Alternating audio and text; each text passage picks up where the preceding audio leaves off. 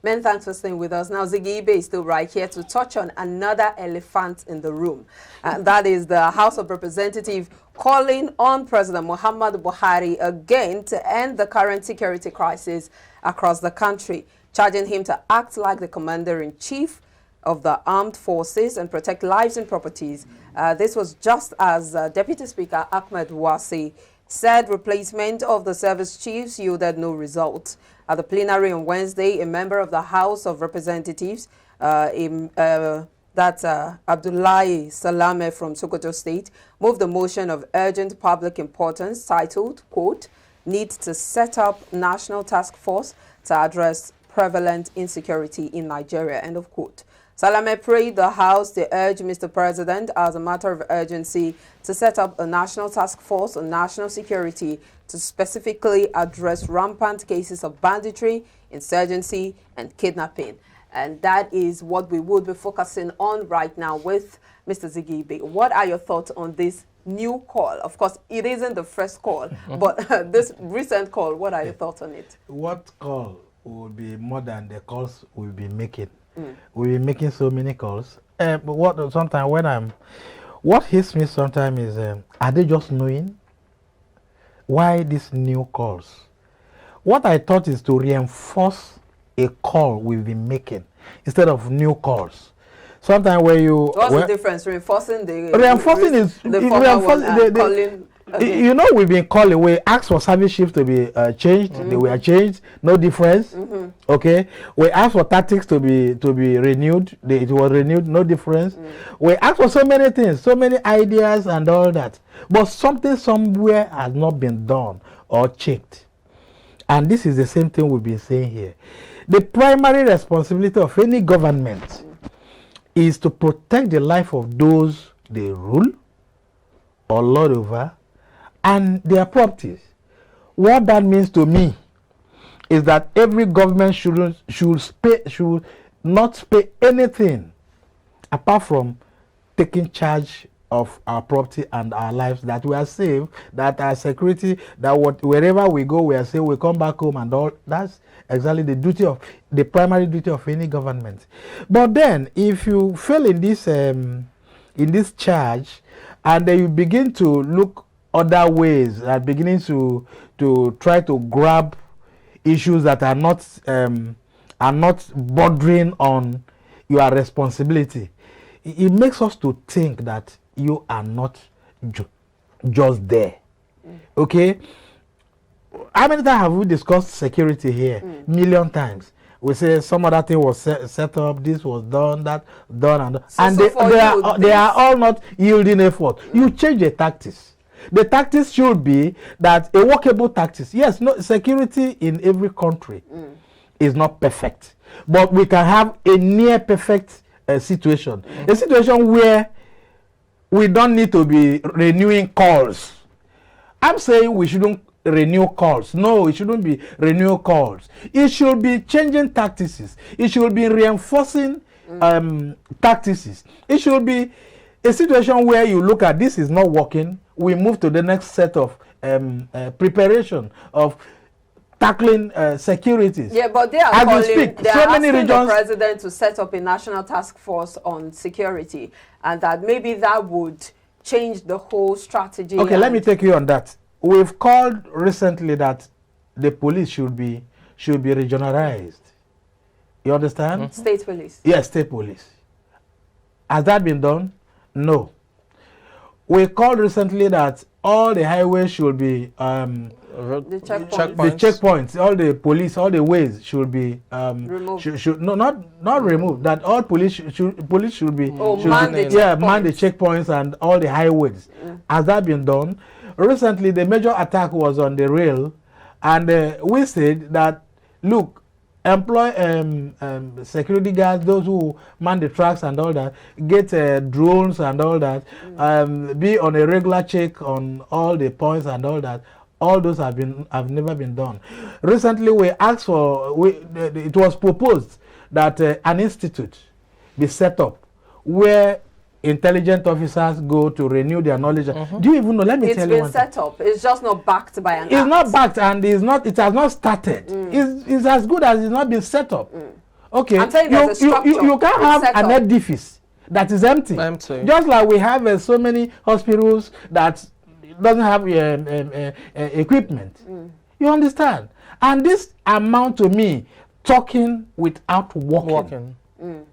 You know, recently the president also said that everyone in captivity must be released. Sometimes recently, I think last week we discussed here that the rep just proposed a bill that no ransom should be paid. Why not propose a bill that no single Nigerian should be taken on hostage? Because they don't have power over the power. Okay, do they have power over somebody's relative is taken and you hold the person and tell me I shouldn't pay ransom to free the person? You're a law-abiding citizen. The law can still work on you, but the law cannot work on all these gigantic proposals doesn't work. They don't just work.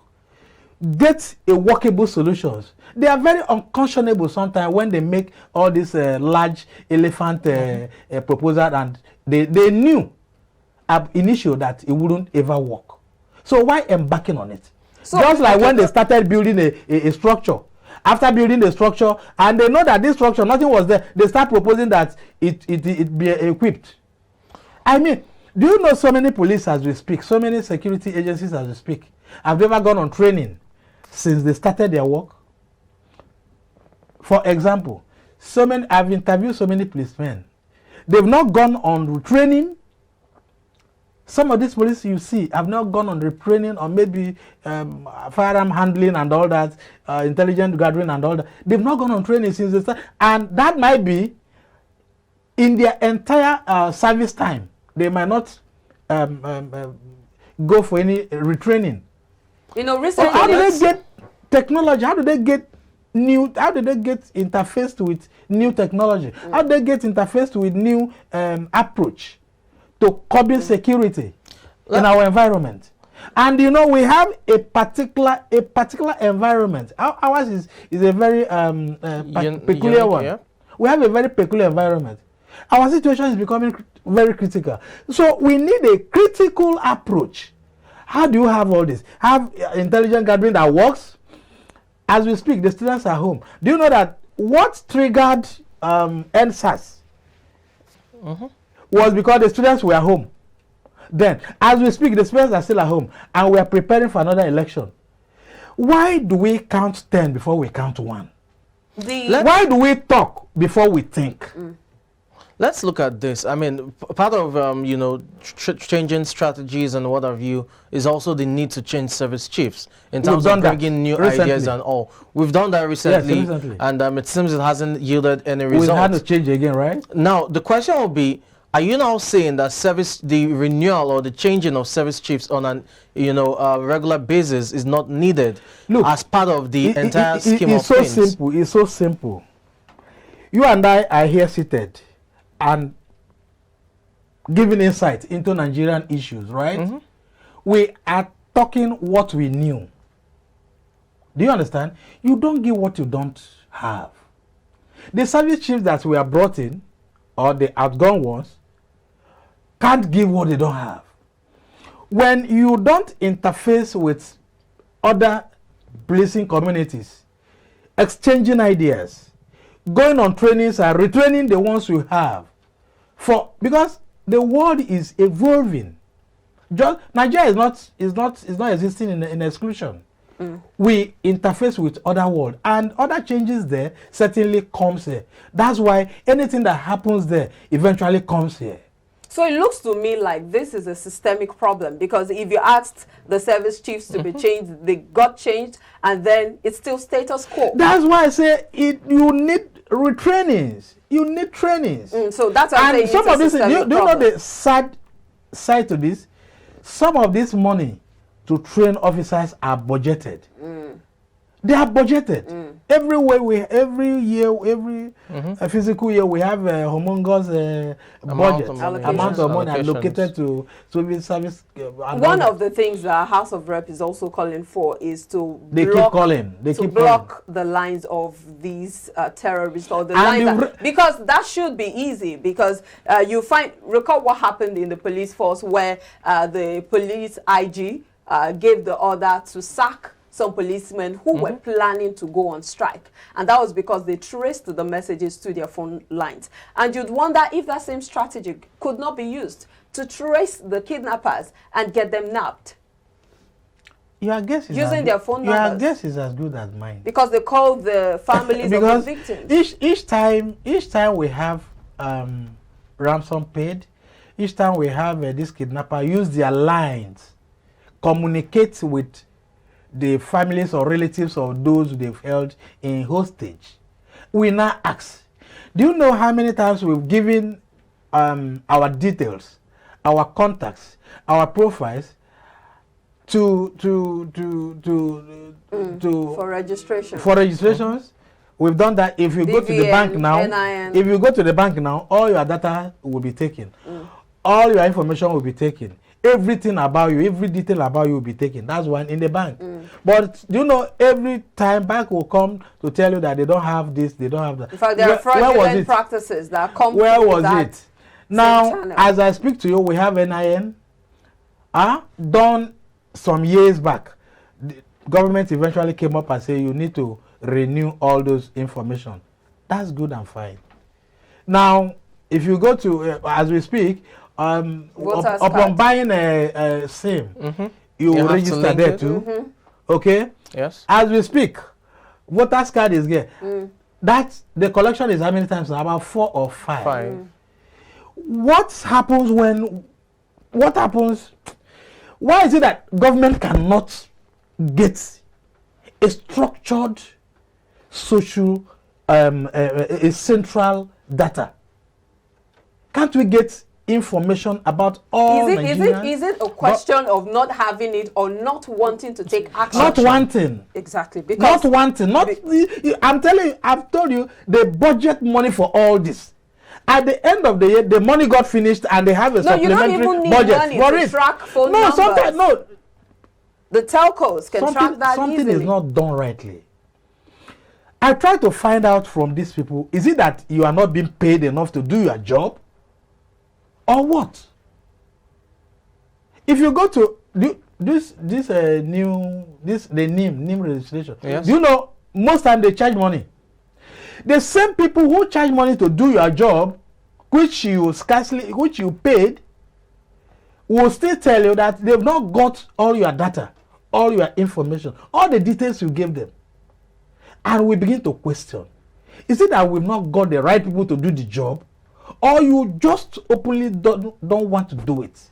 So apparently the federal government, the federal government seems to be complicit in all of this because they have all the tools that they need, especially when it comes to the blocking of these lines. It shouldn't be something, it shouldn't difficult. Be rocket science to get this line blocked and trace it down to the terrorists. It's becoming a rocket science, and they've made it so, or they just want to make it look like that, so that it looks like it is so difficult and complex a thing to do.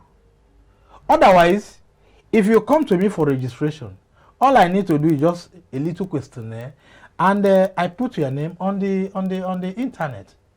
Okay, and each time you come again, if I requested you come for another update, it wouldn't take me time to call up what I had before, and that's where the issue of centrality of all the data of the people living in Nigeria. Do you know, as we speak, we don't even know how many we are. The last census, 2006. 2006. That is supposed to be every 10 years. Yes, they're planning to do another one this year. You are planning to do election, not... why nothing has been said about it? No, there were talks about another census. They will keep talking about it, and I tell you, it has been budgeted for. It will be budgeted for. But that money will go into somebody's pocket. And they'll tell you it's not been done. Now, it is when you know the population of those living in your country that you should be able to do budget. You budget for a particular thing, for a number of individuals. Not to budget blindly. We've muddled up so many things in the country that sometimes we don't have a way out we box ourselves to a corner and we begin to trade blames here and there. But let's look at this. I understand, you know, the need to make use of the data available to telecommunications to track down some of these terrorists or kidnappers and what have you. But let's even, you know, presume that they make use of satellite phones and all of that. There's also the place of their locations being known, yet nothing is done. You had the Kaduna State Governor, Nasir El-Rufai, just about 2 days ago, talk about massive bombardment of their locations, especially in the forest, to get them out. That's the way that they will be able to curb banditry, especially in a state. But he countered himself again and said that why they've been careful about it was because they didn't want to kill the terrorists. The captives as human shields. Yeah, I was going there. Now, my question is this. Especially for other states, not, you know, the Sambisa forest that we know is of a very vast land and what have you. For other states, you know, probably in your Zamfara, Kaduna, or where banditry or terrorism and terrorist acts are, you know, taking place on a regular basis, why haven't we had a special operation to invade those known locations and then try a rescue operation? Because I have to chip in, you know, we've had several you know, armed forces or military, you know, operations, even in the southeast, Operation Crocodile Smile, Operation this and that. So why not at those known locations in your Zamfara, Niger states, as well as Kaduna at the very least?